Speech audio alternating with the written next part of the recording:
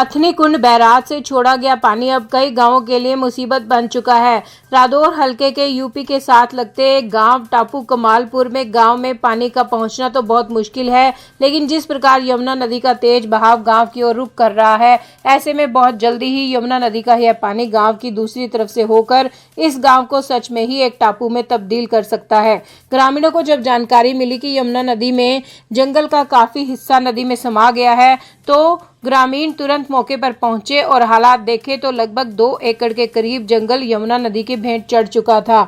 यमुना नदी यहां से लगभग 1 किलोमीटर की दूरी पर है और ऐसे में बीच में एक रेत का टापू होने के कारण यमुना 2 हिस्सों में बंट चुकी है। यमुना का एक हिस्सा इस गांव की ओर बहुत तेजी से बढ़ रहा है। हालांकि प्रशासन ने यहां पर पहले पत्थर के स्टड भी बनाए थे, लेकिन वह भी यहां बेअसर होते दिखाई दे रहे हैं। बड़े बड़े पेड़ यमुना में समा रहे हैं और ऐसे में ग्रामीणों को दिन रात यह खतरा है कि कहीं यमुना नदी का पानी गांव की ओर रुख न कर ले। यही कारण है कि यहां पर दिन रात गांव के लोग पहरा दे रहे हैं। सर ये देखिए सामने मेरे गांव में जो है जमुना की ठोकर सीधी हो गई है और जिससे कि भूमि का कटाव बहुत हो रहा है।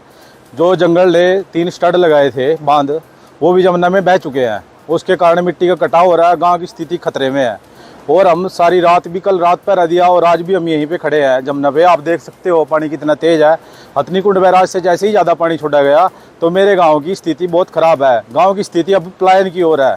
किसी भी टाइम हमें गांव खाली करना पड़ सकता है। अगर यही कटाव ऐसे चलता रहा तो हमारा गाँव बिल्कुल खतरे में है। पूरा का पूरा गाँव उजड़ सकता है। ऐसा है खतरा तो गाँव को यहाँ से उजड़ने का खतरा है सर। यहाँ पे मेन अगर गाँव ही नहीं रहेगा यहाँ तो खेती कैसे होगी फिर। यहाँ पे गाँव को उजड़ने का खतरा मेन है। यहाँ पे पानी का कटाव बहुत तेजी से, पानी का कटाव इतनी तेजी पे है सर। यहाँ पे कल 24 घंटे के अंदर अंदर 2 किले तकरीबन 2 किले कट गए हैं यहाँ पे। और जो बड़े बड़े पेड़ थे, पुराने पेड़ थे, वो भी जमुना की भेंट चढ़ गए हैं। कलानौर पुल के पास अगर देखा जाए तो यमुना बहुत तेजी से इस गांव की ओर बढ़ रही है। ऐसे में सिंचाई विभाग को जब पता चला तो उन्होंने मौके पर पहुंचकर कुछ पेड़ों को यमुना नदी के इस कटाव की जगह पर लगाकर पानी के बहाव को कम करना चाहा, लेकिन पेड़ भी पानी के बहाव में बह गए। ऐसे में अब ग्रामीणों को प्रशासन से उम्मीद है कि वही कुछ करे तो ठीक है, नहीं तो उनका गाँव कभी भी पानी की भेंट चढ़ सकता है। तो दूसरी तरफ लोग यमुना नदी के किनारे बैठे टकटकी लगाए यही देख रहे हैं कि कब यमुना नदी का पानी कम हो और उन्हें राहत की सांस मिले।